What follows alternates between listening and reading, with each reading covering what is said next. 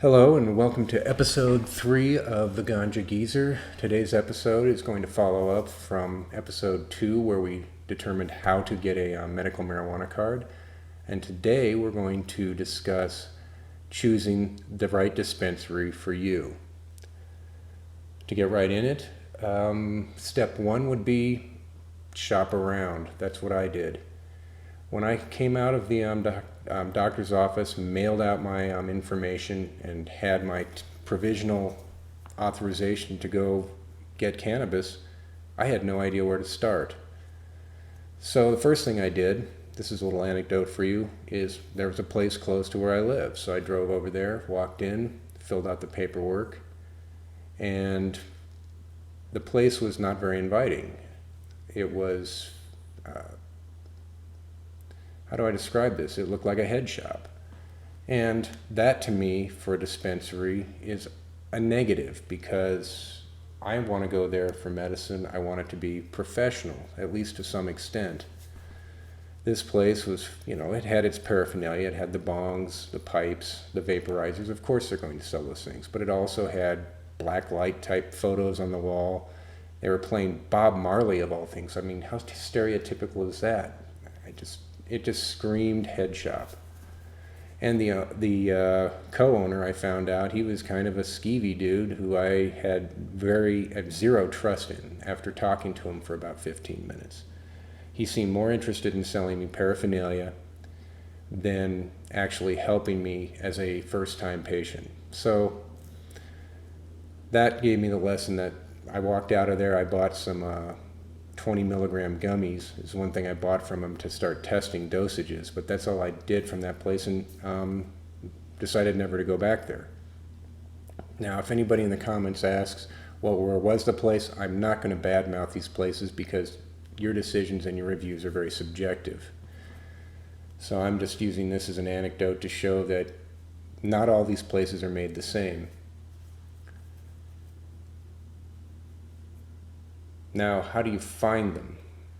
You've driven by them. You're driving down 38th Street on the west side of town. There's dispensaries all over the place. Boulder, Colorado, there's several in there. I mean, you drive by them, you see the green cross on the door, but you really don't know anything about them or what they carry without walking in there. So there's a cool thing that these young whippersnappers invented called the internet. And I started Googling around after this bad experience. Came across a site called weedmaps.com. The link will be down below, but it's weedmaps.com. And it's analogous to Yelp for medical marijuana dispensaries. You can go on there, type in your zip code, and it will show dispensaries in your area. I'm going to insert a photo of the website page with an example here.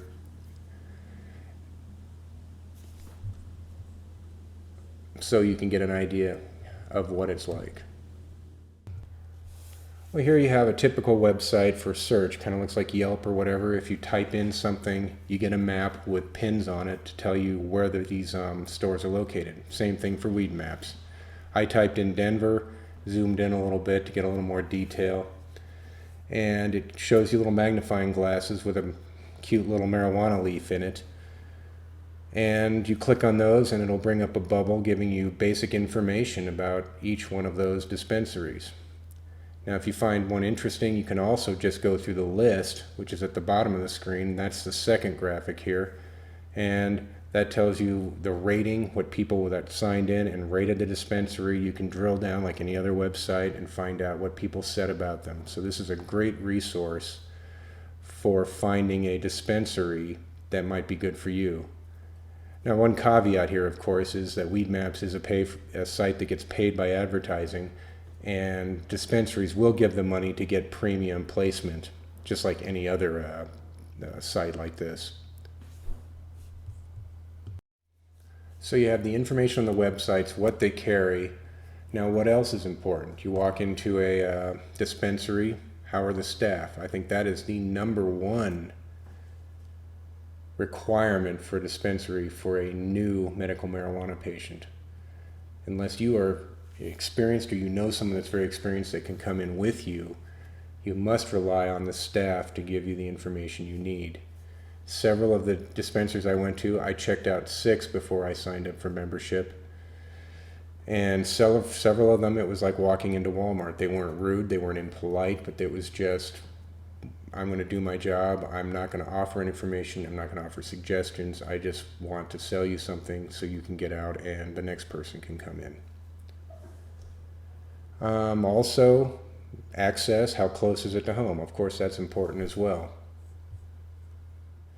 Falling back on corporate speak now, you've done your due diligence, you've checked out several dispensaries, you've determined that the dispensary that you want has the selection of product, either smokable or edible. You like the staff, you feel they're helpful. Now you decide you want to be a member. They'll ask you if you want to be a member, so what does that entail? Information of membership is a bit vague, so if anything I say is incorrect, please correct me, either sending me an email to ganjageezer@gmail.com or leave a comment down below.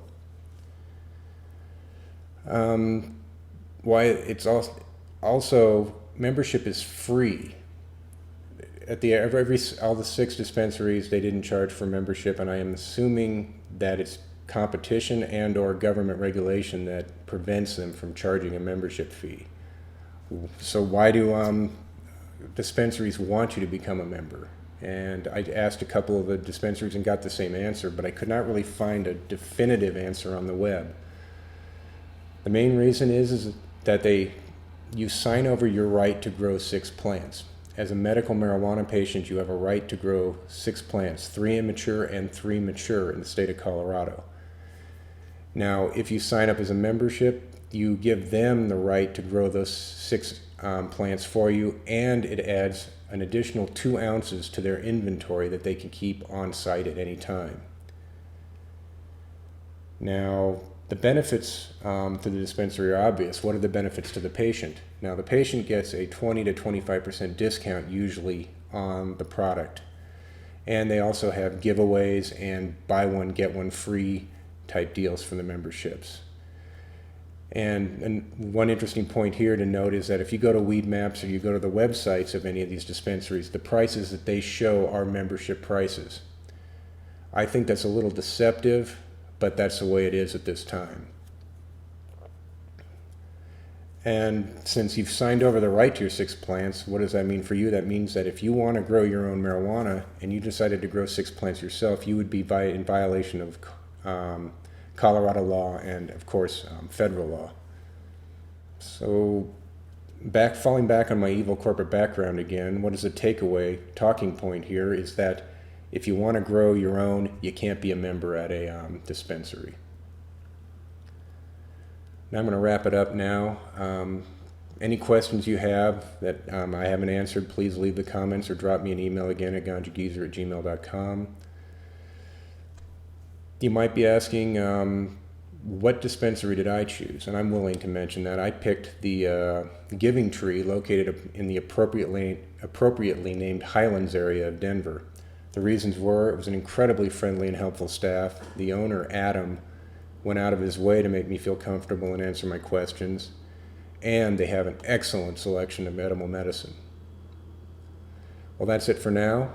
Again, if you see this video, you find it useful, please click the thumbs up, make a comment, give me feedback. This is a new channel and I'm looking for any direction that I can. Thank you very much.